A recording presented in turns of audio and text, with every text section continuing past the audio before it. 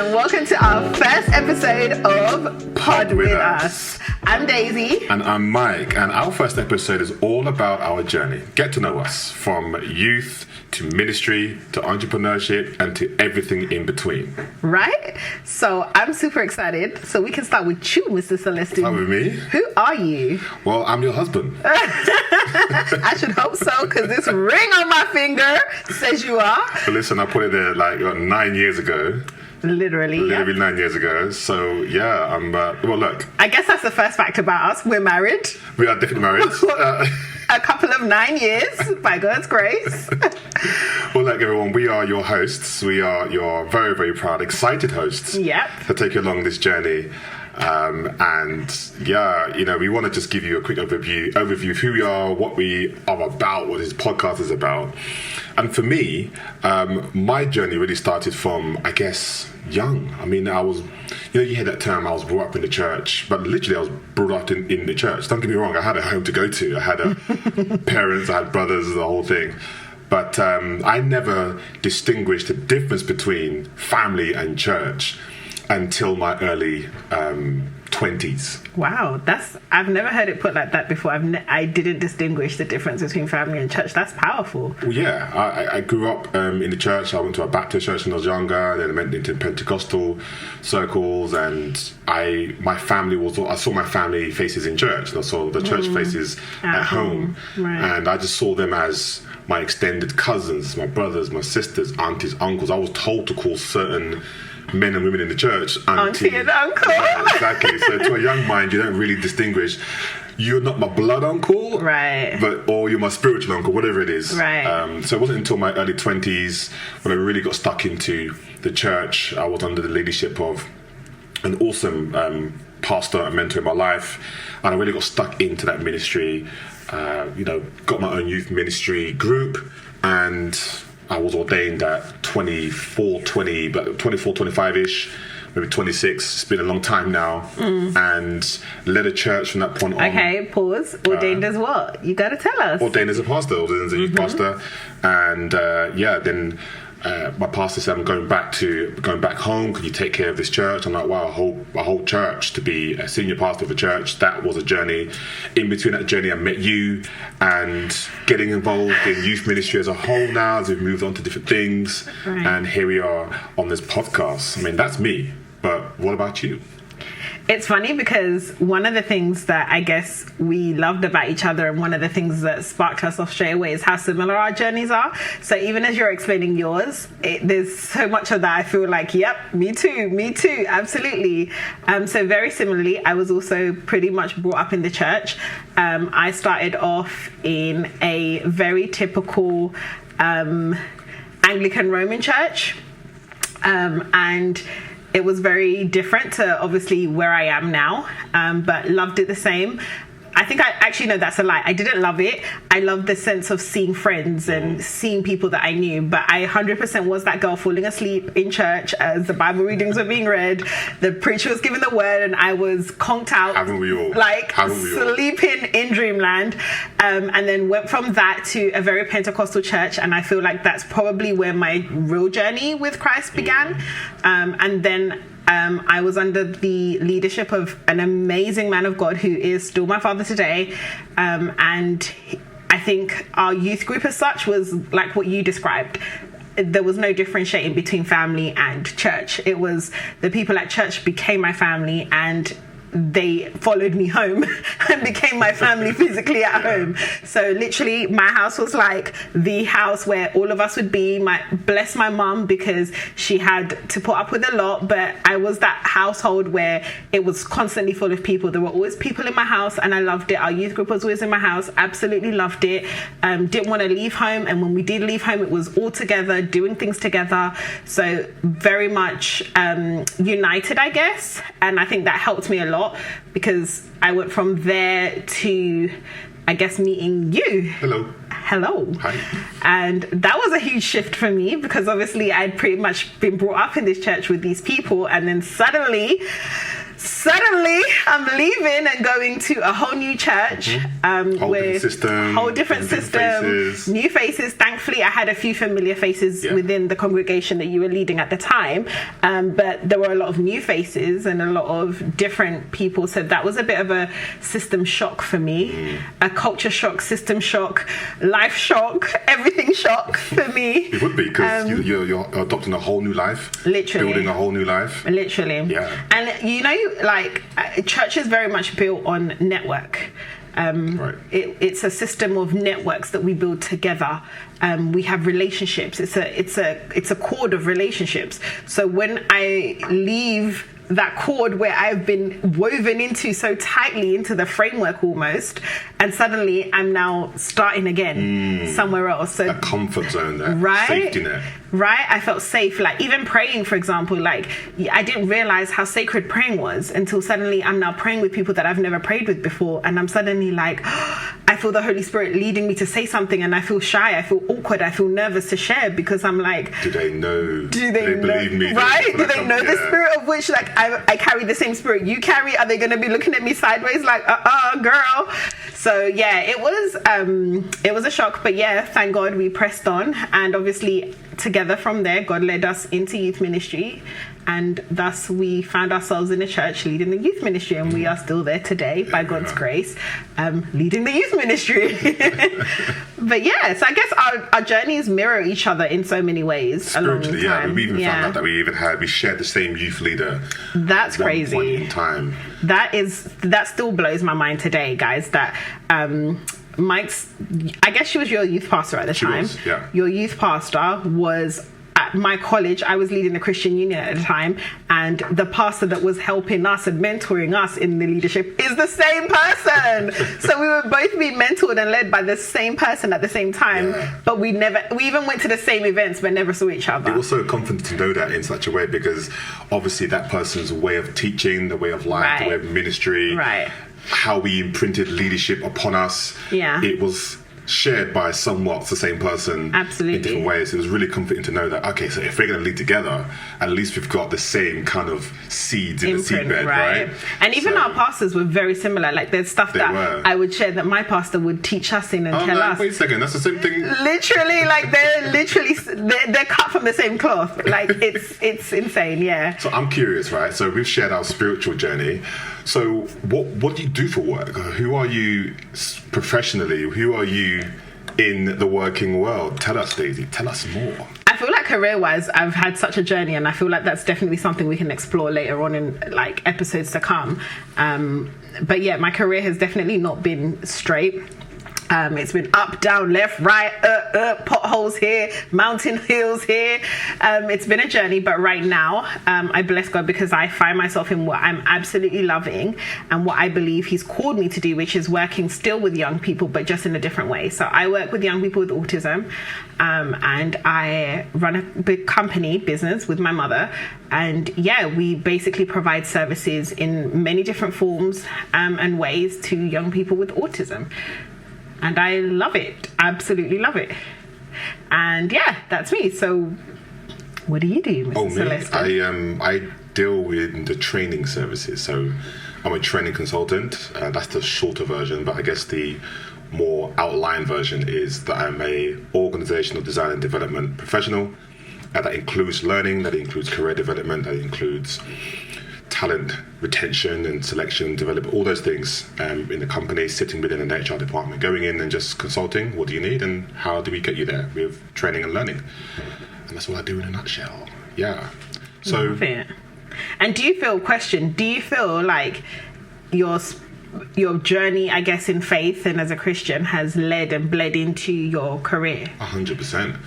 100%. In fact, way? it's one of the insecurities I grew up with, because when you get into your early 20s, you take a look at yourself as a young man as you start entering into the quote-unquote the real world, having to fend for yourself, earn for yourself, do all these things for yourself and carve out your way in the world around you.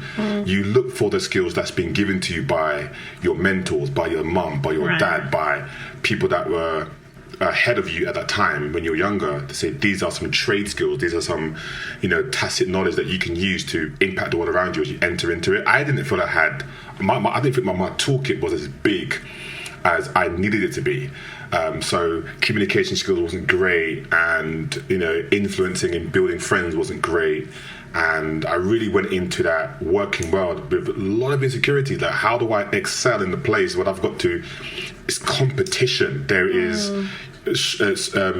small, low availability of opportunities for a big pool of talent. Like, how do you shine? How do you get out there? It was a lot for me.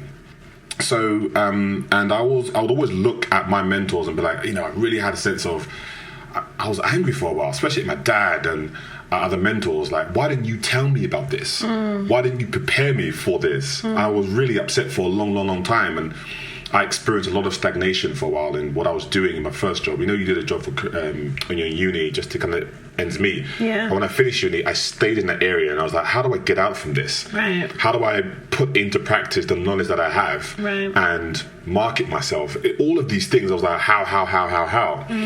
And it wasn't until in my first, I guess not my first job, but in the last job of my last industry that I was in, I landed in training, and I started delivering training to people, and I realized that, wait a second, there is a massive bridge here between me delivering training and development to my colleagues around me and other people, and I'm preaching and teaching in the church. It came supernatural. I didn't have stage fright. I wasn't nervous about presenting. I was able to be colorful in the way I delivered and be engaging. I realized that, wow, all the years I was spending leading a youth, leading a church, and presenting, talking, preaching, teaching, all these things were skills that easily came and showed up in the workplace as a really strong skill, and it began to make me stand out ahead of my colleagues in that particular space I was in. I was like, wow, this is an interesting connection here. So I guess that's how it, to answer your question, that was, the left and right of that answer. And it's so interesting because one thing we always talk about together is, I guess this is a part where our upbringing does differ, in the sense that you always say that you wish the church had prepared you more, because a lot of the skills that you used at church, you almost felt like you bled out and gave all in the church, but nobody equipped you and taught you how to use that out in the world. So it's almost like those resources were just kept for the church, and I guess that's definitely an area as church we need to do better in. But that's, I guess, one way we differ, because I felt like the opposite in my upbringing. I felt like one thing that our youth pastor and our youth mentors were really hot on is equipping us with skills in the world that were going to be useful out there in society to get jobs. And we'd attend youth sessions sometimes where we'd have to go through like how to write a CV, and at the time it was like, come on, like, we're coming to church and you're talking to us about writing CVs, like, what? But now I look back onto it and I'm so grateful for those moments. We would have sessions where, he would like take the guys and teach them on how to wear how to tie a tie. And he'd be saying to them, like, if you're going to an interview, show me the kind of tie that you're going to tie. And obviously enroll the boys with like, them big fat ties that they would tie with really short, literally like what you do for school, good like boys, really short, exactly. Really big and fat. And he would laugh them off and be like, absolutely not. Like, you cannot rock up to an interview with that kind of tie. And I remember them all grunting and, looking miserable at the time. But now I bet they look back onto those moments and think, thank God that whilst maybe some of them didn't have someone at home to show them that, they had someone within the church to show them, this is how you present yourself in an interview. These are the kind of questions you need to be asking. This is what it means to do research. A lot of us would be like, oh, how do you research a company? And, when you're coming fresh out of school and all your teachers are telling you, research your colleges, research this, and you're like, yeah, sure, miss, sure. But it's like, okay, what does that look like? What does that mean? Do I just Google them and just like, what does that look like? So it was so helpful to have that, and we had a lot of that. So I feel like I didn't struggle in that part of my career. Like, that was never a struggle. They were very big on, like, our youth team were very big on taking your passion and what you're passionate about and being able to use that. I'm so grateful that we were taught things like, the skills. It's not necessarily about the end goal. Like, it's more so the skills that you have. Like, I'm a very friendly person. I find it really easy to connect with people. Definitely. So that's a skill that I should focus on, because if I find myself in a job where I'm talking to people, I can pretty much survive and thrive. But if I'm in a job where I'm hidden away in a basement somewhere and it's just me and a computer, ciao. I am not thriving in that. So yes, I feel like that helped me a lot in that transition between linking, I guess, the spiritual part of myself, which is very interwoven to the character of me. And finding how that bleeds out into a career. And that took a while for us. That didn't happen, that coalescing of spiritual and physical, like vocations and callings, all those things didn't really come together naturally until I will say when I was like 20, 29, 30. I always thought it's one or the other because of the doctrine that we hear in church. You are not of the world, and you are not this, and you're not that. So you feel like the skills that you have developed or you've seen have its greatest impact in the church. You feel like that should be only for the church. Right. And I've come to realize that it shouldn't just be exclusive for the church. I think the spiritual activities like being an elder and things to do with that identified church as church, 100% that stays within the church. Right. That shouldn't be adapted and changed and reclothed in a way that you can no longer see as a holy function. But definitely what you said, people skills, interpersonal savvy, political savvy, which you didn't talk about. All of these things you have, I'm like, 100% it shows up in the world that we live in. Yeah. So we can maximize how we engage our community. Yeah. And obviously engage it with the light of the gospel, but at the same time engage it with your impact, engage it with your value as a person. And it took me a while for me to realize that they're not different things. Right. When Christ said, render unto Caesar the things that are Caesar and render unto God the things that are God. It's just using the same coin but knowing where to spend that coin. Where to spend that coin, absolutely. And not really saying, I need two coins for different things. It's one coin and there's one side of it, and whoever's inscription's on that, give it to God. And let there be no grey area on how that's giving out. And that comes with time, because that's all a part of the journey, I guess, of finding yourself. 100%. Because there was a time when I would say I was two different people. I was one person out in society and community, and by the way, that doesn't mean that I was, in the streets. Although I had my phase when I was in the streets, but that's not what I'm talking about. Trying to cover you. Where you feel like you have to present yourself as one person in the workplace and another person in church, for example.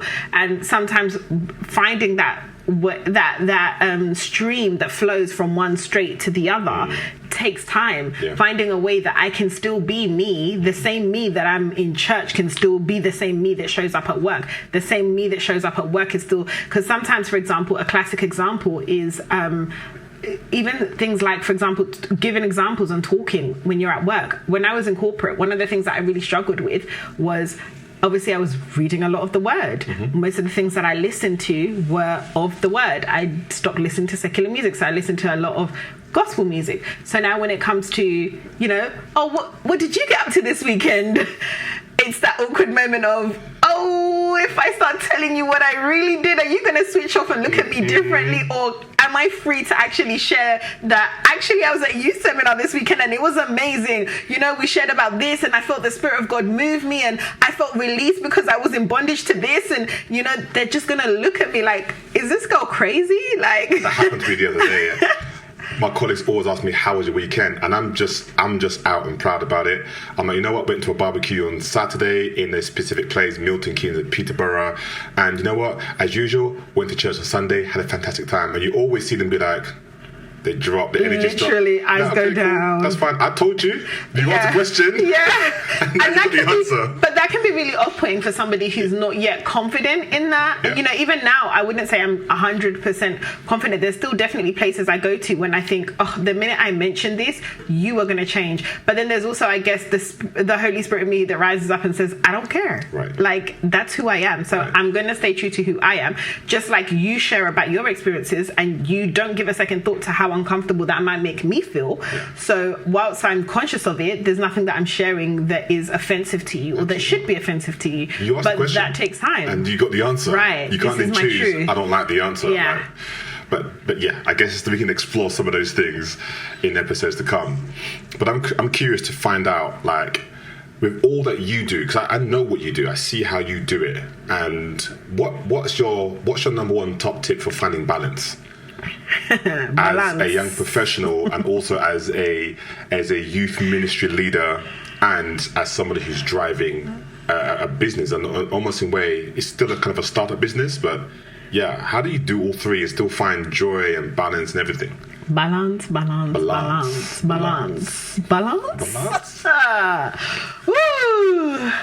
Do you know what? I would honestly, hands up, say it's a work in progress. The balance that I felt, there's seasons in my life when I thought I had balance, and life just had to wake me up real quick and show me, honey, sweetie, this is not balance.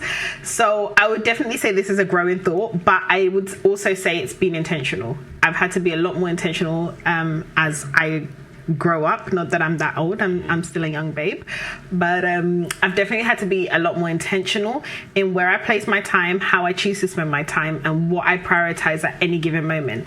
And those things are always spinning, like what I choose to prioritize. There's never one thing that's a priority all the time, apart from definitely my relationship with God. But even the way in which I express that changes every single day. It just depends on how am I showing that. What am I today? If there's a crisis at work or something that's needed in that moment urgently, I prioritize that. But if there's something else that's needed more urgently, for example, then I have to check, okay, both of these are important and both of these are urgent. So which one is going to impact? Which one has a greater impact and a greater lasting impact? What's the damage? What's the loss? So I feel like all that comes with trial and error, though. It comes with learning that, okay, I should have prioritized this, I didn't, and this is the impact and this is the effect that it's had on me thus far. And then learning that, oh, maybe I should have prioritized this at this moment, because then I would have had this.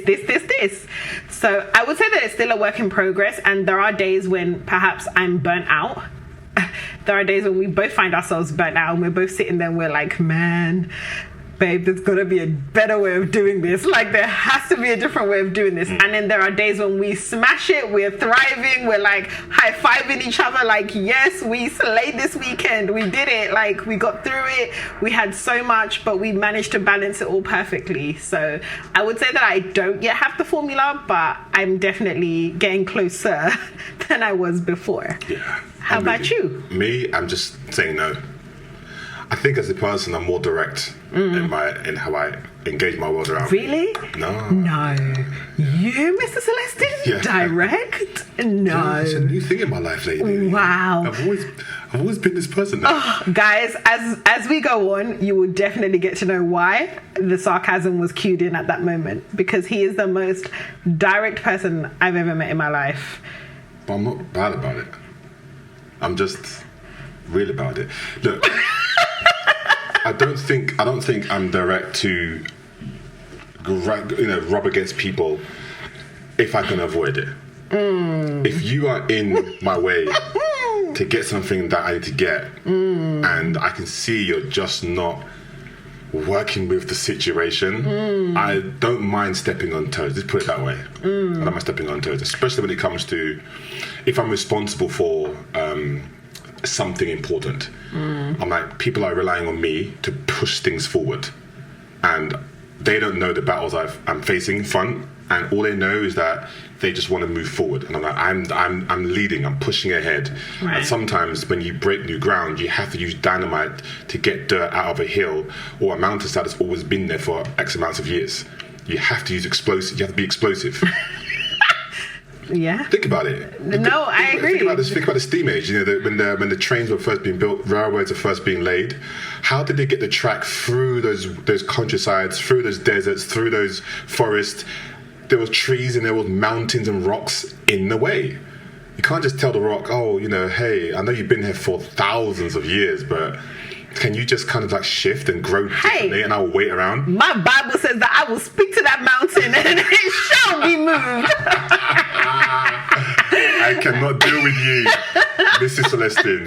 But I think I'm using that analogy to help people understand that, you know, when you're carving out new things, when you're trying to be innovative, you have to be explosive sometimes. Yeah. And it's not something I'm always switched on. If I have to be, I will be. Yeah. So I'm learning to say no. And say no in such a way of like, I've got a priority. When you know your yes, it's easy for you to say no. Come on. I think that's what it is. Say that one again. Say that one again. When you know your yes, it's easier to say no. 100%. When you don't know what you stand for anything. And I think we've heard that a lot of times on social media. But when you know your yes, you know what to say no to. And so a lot of people come to you and say, oh, you look like an interesting person, great resource to come across this project. But when I know where I'm going and I determine that project's got nothing to do where I'm going, I'm like, not right now. Like, excuse me? I'm like, yeah, not right now. Yeah. It's just not something I'm going to do right now. But I can do it down the line. Or, great idea, why don't you go ahead and do it? Or I show you how to do it, go ahead and do it.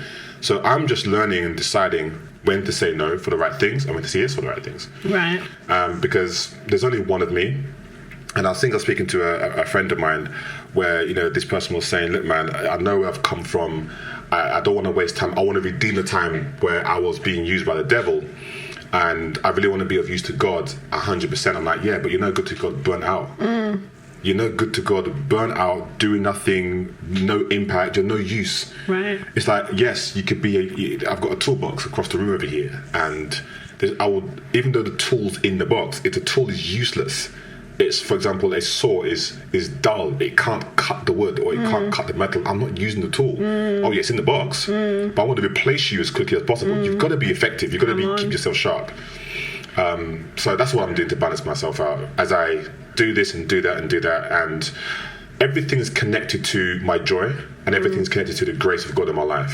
If I find myself no longer enjoying something, I'm like, why have I stopped enjoying this? Right. What's shifted? And I'm not really led by emotions. Emotions accompany my decisions, but it doesn't lead my decisions. Now, why am I not enjoying this? Okay, let me just do a quick analysis check, inventory check on what's going on. I'm just like, okay, it's something I can just deal with. Let me just do it quickly. But if it's something systemic, I'm not going in this direction, not easy. Okay, fine. I'm not trying to cause too much damage. Let me just step back and go in a different direction, like how water finds the path of least resistance. Right. Just be water. Just go, as Bruce Lee said, just flow and find the easiest way to get to the target. Right. So that's how I'm balancing myself. Plus, having you as my wife, having you as my partner, you could banter, you can joke, you can speak. Really? You get me. So when I'm speaking on a level of like, oh, this and that and this and that, you're like, I get it now. Oh, you get me. Because we've had similar upbringing, similar spiritual experiences. I know you get where I'm coming from. The frustrations I have. And you've got great counsel, great advice. Sometimes you don't listen, sometimes you do listen. And just had to get that one in there, innit? But it's having the right people around you, having the right partners around you. Right. It helps balance. And you know, sometimes we just say we're not going to go to church this weekend or for a couple of weekends because we need to actually recharge. Because we've seen the last 3-4 months has just been full on. Right. Plus, there was a time in mid 2023, I was launching a new project at work. I'm working 18-hour days for like 3 months, 2.5, 3 months, and I'm like, this is a lot. And then you're still doing church, you're doing your Zoom calls in the evening, you're doing stuff on the weekend, you're doing this, you're doing that. You're being there for people, you're taking phone calls, you're just giving. Plus work is taking. You've got to say to yourself, I'm stepping back. Yeah. I need to recharge. I'm no good to nobody, burn out. Yeah. And I think that's so key because I feel like a lot of times in my life I can definitely identify with that feeling of just being that blunt saw that is showing up but of absolutely no use to anybody or anything. And feeling like my presence there is all I have to give, which in itself sometimes isn't a bad thing. Like sometimes if that's all you have to give, it's better you show up and, you know, say, God, I'm here, help me, rather than, you know, hide away and keep yourself hidden in a toolbox. Because even as the one using the toolbox, you need to see that the blade is it a blade in a saw? Yeah. Okay, yeah. You need to notice that the blade is blunt for you to change it. But, you know, if that saw stays hidden away, you will never change the blade because you don't see that it's blunt. So, it comes down to balance, finding that balance of, right, I can feel myself getting to that point where I'm running dry. I need to top up. I need to pull away and refill myself so that I can be useful in something. Wow. I feel like I feel like that's a lot. I feel like this was meant to be like a lighthearted, teasing, like just a little, ooh, this is who we are. But I feel like we've covered so much. So give us a summary, Daisy. Give us a takeaway to any listeners in place who's listening right now. Give us a summary. Wow. Or should we just end it there? We can end it there. Yeah. Okay, we've covered so much, blah, blah, blah, blah, blah. Yeah, we've covered so much. It feels like... do a pause so that you have a clean cup to... I do. There wasn't. We were talking and then you went straight into it. No, it was good. Okay, go. Yeah, we've gone through so much, and we just wanted to kind of give you guys a taste, a flavor of who we are, what this podcast is all about. Subscribe, share, watch out for our next episode, because we are going to cover as much as we can about our lives, about ministry, about business, about life, about coaching, about great decisions, even poor decisions, and how we can just learn together. Right, and a lot of your questions. So we definitely want you guys to be sending some questions in. Definitely. Because we will be dedicating a segment of this podcast to answering some of your juicy questions. Put us in the hot seat. Send in whether it be a question, a dilemma, whatever it is. We want to know. We want to know where you guys are at, how you guys are feeling. Let's connect and build a community where we can all learn and grow together. Definitely. So I just encourage everyone listening today to really embrace your unique paths that God is really walking you down. Absolutely. And seek guidance from people that pop up in your life, who are significant, who are impactful, from their faith walk as well, and to navigate that journey from between faith and work, between faith and everything else. It's one thing. You are one person for the one world around you, which is governed and the foundation of faith. So thanks for joining, and we'll see you next time on Pod with us, where you can find us on social media.